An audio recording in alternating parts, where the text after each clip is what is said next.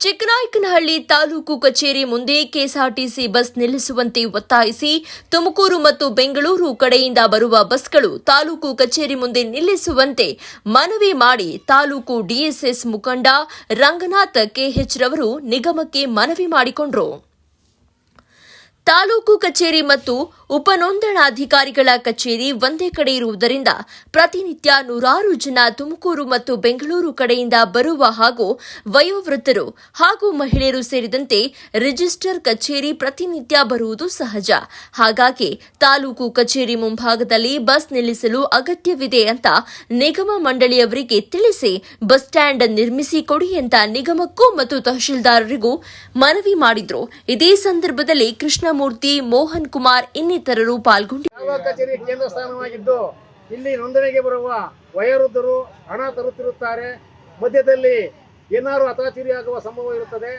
ಹಾಗೂ ಇಲ್ಲಿ government hospital ಮುಂಭಾಗ ನಿಲ್ಲಿಸುವುದು ಸಹಜವಾಗಿರುತ್ತದೆ. ತಾಲೂಕು ಕಚೇರಿಯ ಮುಂದೆನೂ ಕೂಡ ನಿಲ್ಲಿಸಬೇಕಾಗಿ ತಮ್ಮಲ್ಲಿ ಕೇಳಿಕೊಳ್ಳುತ್ತೇವೆ.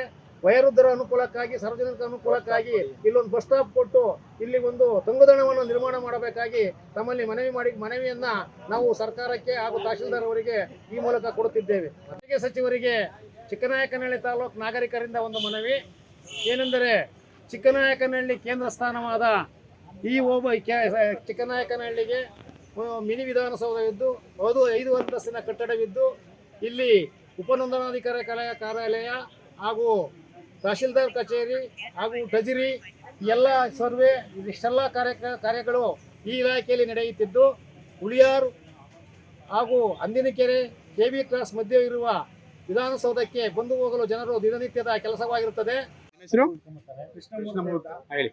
ಕರ್ನಾಟಕ ರಾಜ್ಯ ರಸ್ತೆ ಸಾರಿಗೆ ನಿಗಮದ ಅಧ್ಯಕ್ಷರಿಗೆ ಈ ಮೂಲಕ ಹೇಳ್ಕೊಂತಿದ್ದೀವಿ.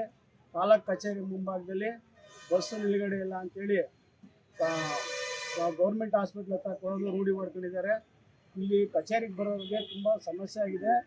ಆದ್ದರಿಂದ ಕೂಡಲೇ ಮೇಲಧಿಕಾರಿಗಳು ತಾಲೂಕು ಆಫೀಸ್ ಕಚೇರಿ ಮುಂದೆ ಬಸ್ಸು ನಿಲುಗಡೆ ಕೊಡಬೇಕು.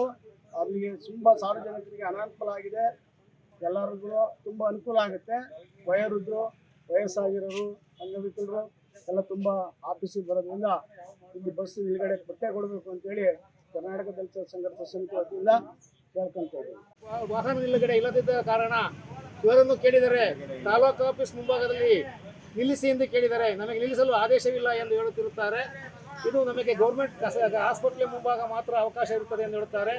ದಯಮಾಡಿ ಗೌರ್ಮೆಂಟ್ ಹಾಸ್ಪಿಟಲ್ಗೂ ತಾಲೂಕು ಕಚೇರಿಗೂ ತುಂಬ ದೂರವಾಗುತ್ತದೆ.